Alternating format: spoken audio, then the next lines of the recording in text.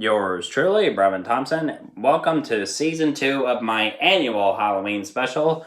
And today I'll be talking about The Wolfman.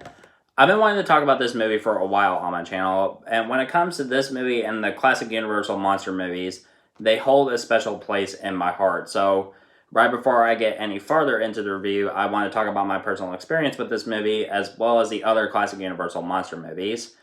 It was right around the time where I was like 8 or 9 years old, and my grandfather promised me if I did well in school for a certain semester that he would give me like tons of movies. So we would, of course, watch the classic Universal monster movies. We would watch Dracula, we would watch Frankenstein, The Wolfman, The Mummy, The Invisible Man, and The Creature from the Black Lagoon.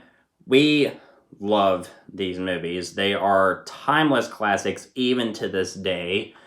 And when it comes to werewolf movies, this is like one of the few that comes to mind when people talk about werewolf movies because this is one of the best. And another legendary werewolf movie, American Werewolf in London, being a prime example. Some people would also talk about The Howling or Silver Bullet or Dog Soldiers, or in some cases, a lot of people would sometimes talk about like movies like Underworld. I like Underworld for what it is, but the sequels, they're entertaining for the most part, but they just kept getting stupid. But, well, what can you do? But when it comes to like werewolf movies that like rely on CGI, they just don't really look all that good to me, and it just doesn't really feel like a good werewolf movie. An American Werewolf in Paris being a prime example of that, because I remember watching that on TV as a kid. I liked it, but when I watched it as an adult, I'm like, God, this looks bad. I don't know why I liked that movie as a kid. I was younger, so I didn't know better, but I do now, so yeah. But when it comes to werewolf movies that have like great makeup and costume work, those are the type that I love. The Wolfman that one's great. An American Werewolf in London, the best of all of them, hands down. The Howling, does look good. And even the Wolfman remake, which I actually saw in theaters. I was like 12 when I first saw that, and I remember liking that, but it really isn't as great as the original. But although I did love the makeup work because that won an Oscar and it was very well deserved. But in the case of the Wolfman, it's a timeless classic. So now that I got all that out of the way, let's talk about the movie. Spoilers, of course. So the movie starts off with Larry Talbot seeing his father. Larry Talbot is played by Lon Chaney Jr. He is great in this role, and his father is played by Claude Rains, who you might remember him as the Invisible Man, and he was also in the 40s version of the Phantom of the Opera, which was actually one of the first few movies that was in color back in the 40s. So Larry hasn't been home for quite some time, and he just came back after hearing about the death of his brother. So he goes into town, he sees this woman who works at an antique shop. He gets a silver cane, which has a wolf on top of it, as well as a 5-pointed star, which is supposed to be the symbol of the werewolf. And throughout the film, they say it like 3 times in the film, even a man who is pure of heart and says his prayers by night may become a wolf when the wolf bane blooms and the autumn moon is bright. So Larry goes out with this woman, Gwen, and her friend, Jenny, so they can see some fortune tellers. One of them played by Bela Lugosi, who is a legend when it comes to classic horror.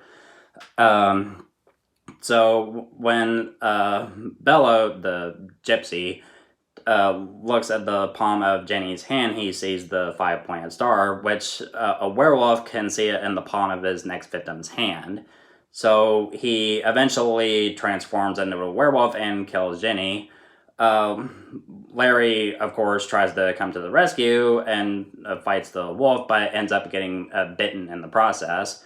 But then he kills the wolf with his silver cane.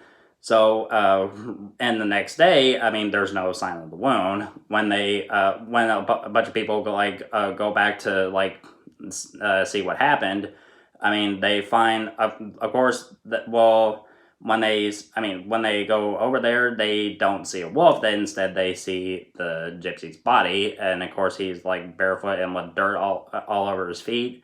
I mean, they don't really know what happened. I mean, they believe that Larry actually killed Bela. They don't believe that he actually killed a wolf, while Larry thought that he did kill the wolf. But I mean, there's a lot of other stuff going on that a lot of people don't understand. So when he finds out that he killed Bela, of course, I mean, he does feel guilty about it. And there was one moment where right when Larry's playing this this gun range game, and when he sees a wolf, he of course is like very frightened by that, because I mean, we're supposed to believe that he's like suffering from some form of PTSD. Of course he misses, and the guy just shoots the wolf. Right when he leaves, he runs into the gypsy woman, who is the werewolf's mother. And she explains that that the werewolf that he killed was her son, and also warns him that he will eventually become a werewolf himself. Of course, he doesn't believe this, but she gives him this charm that would prevent him from transforming. But instead of just keeping it, he would eventually give it to Gwen, the woman that he likes. But when he returns back home, he starts transforming into a werewolf. But when it comes to like the transformation scene, well, of course, we don't actually see it. I mean, the camera just points down to his feet, and like they become all hairy and everything, and eventually they become like werewolf feet. So I mean, of course, I mean, he does eventually kill somebody. He kills a gravedigger, and then the next day, I mean, he's an ordinary human. And when he opens up his shirt, he starts to look for the scar, but instead there's the five-pointed star, which is, like I said, it's the symbol of the werewolf. And he notices that there's like footprints everywhere, and of course he just like covers up his tracks. And now he's like starting to believe that he is a werewolf. And then the next night when he transforms again, he tries to go on another killing spree, and instead he gets caught in the trap, and the gypsy woman helps him. By saying I don't really want to say like if it's like magic words or something to like transform him back into a human. I honestly, at first as a kid, I really never understood that. But I guess that can work in like certain horror movies. Well, when it comes to a werewolf movie, of course. This is like the only werewolf movie that I know of that has done something like this. But I mean, of course, Larry gets free of the trap, and then starts going crazy and everything. And then he even goes to the antique shop to tell Gwen that he's leaving. And right when he touches her hand, he sees the pentagram on the palm of her hand, and then is chosen as his next victim. And when he tries to explain to his father about everything that's going on, of course he doesn't believe him, and he has him like strapped to a chair and everything, but of course that won't keep him like contained. But right before his father is about to leave, he begs his father to take the silver cane, because he knows that the only way that he can be free of this curse if he's killed. So I like that in American Werewolf in London, like when David explains the plot of the Wolfman to Jenny. Sorry, I was thinking of something else. To explain the plot of the Wolfman to Alice, and while they were in bed, he thinks that a werewolf can only be killed by someone who loves him. Which is, of course, what happens at the end of the film. Right when Larry transforms into a werewolf again and starts attacking Gwen, his father kills him with the silver cane. And of course, when he transforms into his human form, after he died, of course, he feels completely traumatized by this. The Wolfman is a classic film, even to this day.